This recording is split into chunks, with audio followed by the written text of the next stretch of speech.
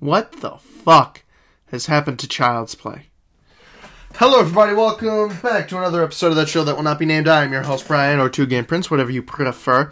And today I wanted to delve into why the most recent Chucky movie has pissed me off. I'm doing a lot of angry videos lately. Not really an angry guy. But anyways, I was just scrolling through my comments trying to think of what video to make next, and I suddenly realized that Cult of Chucky, a toy from the 80s scene. And I suddenly realized I really fucking hated the last one. First off, and spoilers, of course, you know, you're probably gonna, from the get-go, you should know this channel by now, any of my movie reviews. Spoilers, spoilers, spoilers. This channel is pretty much intended for people who have already seen it. As you know, or people who don't care about spoilers, as you know, Andy gets imprisoned at the end, inside the empty asylum, locked in an insane room. Chucky, or at least one of the Chuckies, possesses Mila, blah, blah, blah, Brett Dourif's daughter, and then escapes with Tiffany. And they talk about, like, the little girl, Nika's niece, or whatever that was, taken at the ending of the last film by Chucky. And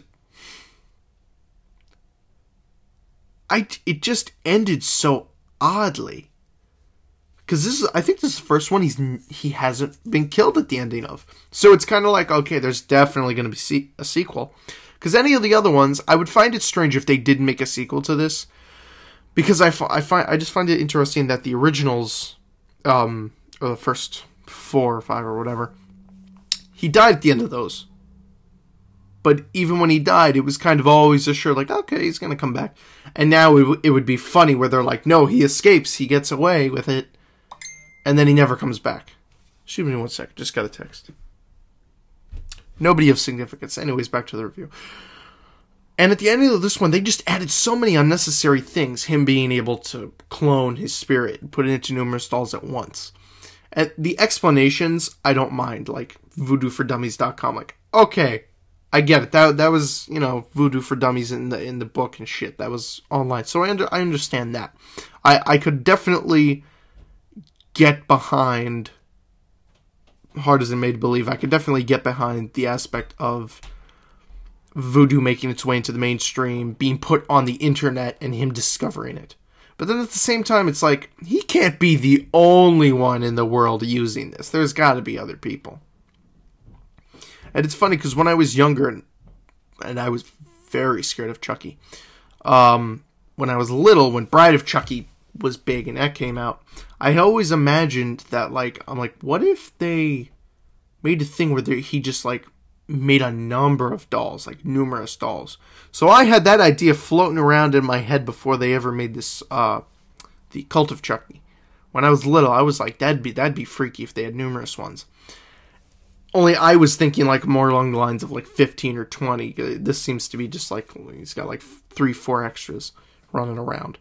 But it's still the same basic thing, I guess. And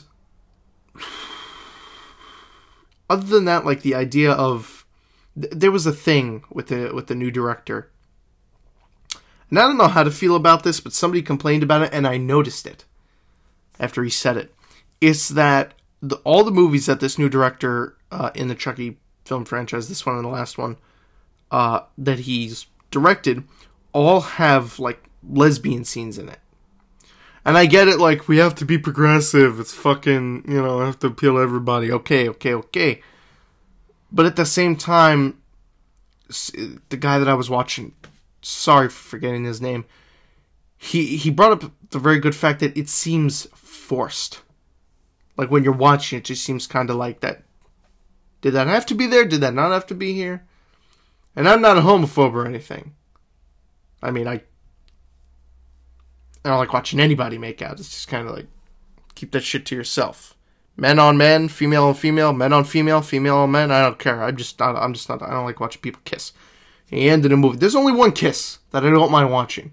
That's at the ending of the first Bridget Jones movie. That's a good one. Okay, and maybe Princess Buttercup and Wesley at the ending of what the fuck is the movie called? The Princess Diary. Those are the only two. Those are my only two exceptions. Every other kiss in every other movie, no thank you. But like the guy said, it seems forced at the end, like the homosexuality in it. It's like, it's okay to have that in there, like the whole aesthetic of like the wife. You think the husband's cheating on the wife with the maid, but it turns out being the wife cheating on the husband with the maid. Back in Curse of Chucky, that was good. That was I was not expecting that, but it just seems kind of like I could understand if maybe he wants to make that a trope. I'm not trying to speak for the guy or anything, for that new director, but whose name I cannot remember. See, I'm very good with the general above the top looking over, like I could just barely see like the facts and the names and the ages and shit. Other than that, I'm very terrible memory.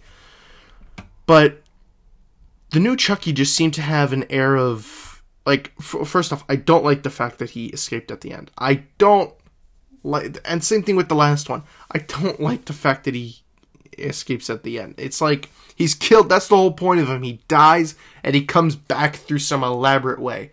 And maybe the guy only made him survive because he couldn't think of any clever ways to bring him back to life. But I think if you're going to kill him now, you gotta kill everybody. Like, first off,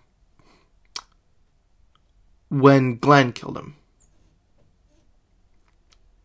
why and how the fuck did he come back? Like, did Tiffany bring him back?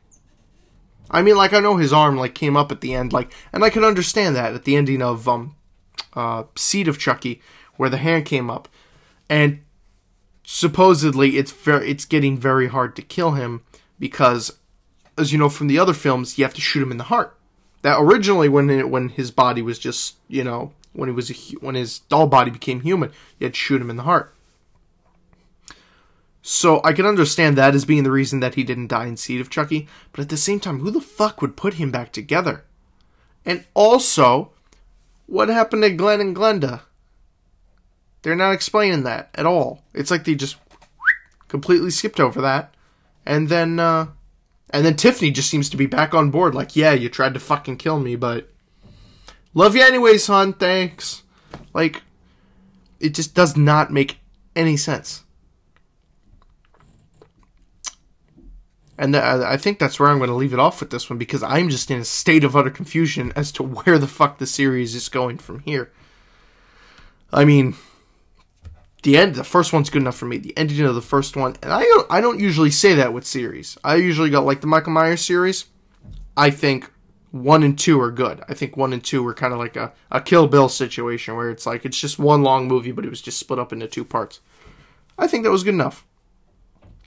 And then, maybe other films, like Chud. Chud, I think, would have been better off just Chud. Chud 2 is completely not a fan.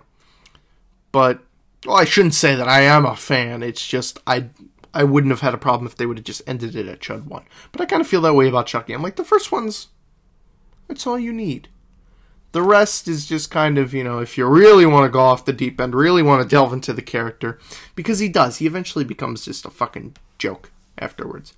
But that's only because I feel like in the first few movies, they're kind of like, this is the killer. This is the mysterious phenomenon that you need to be afraid of and defeat. And then as it gets on, it starts to humanitize him, I guess, using that term very loosely, where it's kind of like you delve into the person that he is, and you find out, oh wow, he's actually just like a sick fuck. But he has, like, beliefs and lack of morals and specific things about him that are, I guess you can consider it an interesting character study. I don't know. Depends on what kind of film goer you are, I guess. But, yeah, I think that's going to about do it for this video. And, let me hear your comments in the section below. Do you like the Chucky movies? Do you think they've gotten worse? Where do you think the series is going from here? And do you think that Cult of Chucky is going to be the last one? I'll see you guys next time. Bye.